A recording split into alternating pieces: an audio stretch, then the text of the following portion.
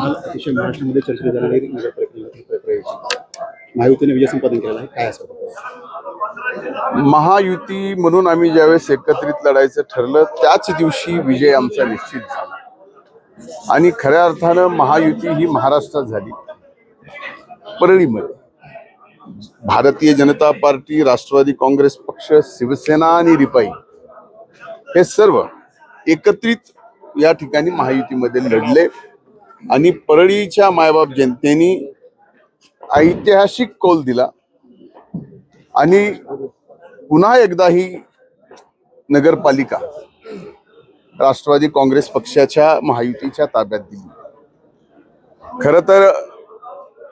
अनेक जण जसं तुम्ही म्हणताय की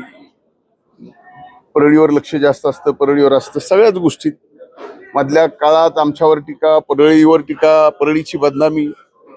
अनेक जण मला म्हणायचं की याचं उत्तर कशातनं द्यायचं, तर लोकशाहीमध्ये याचं उत्तर फक्त निवडणुकीच्या निकालातून द्यायचं असतं आणि ते निवडणुकीच्या निकालातून परळी नगर परिषदेच्या अतिशय चोख उत्तर ज्यांनी ज्यांनी आरोप केले या परळीवर त्यांच्या मुखी चांगली चपराक बसलेली आहे। आम्ही सर्व नगरसेवकांची आता लवकरच बैठक घेऊ आणि परळीचा विकास तर खूप झालाय, पण आम्हाला परळीचा अभूतपूर्व विकास करायचा आहे, कारण तेवढा मोठा विजय त्यांनी या ठिकाणी दिलेला आहे। धनंजय मुंडे साहेबांचा जय हो।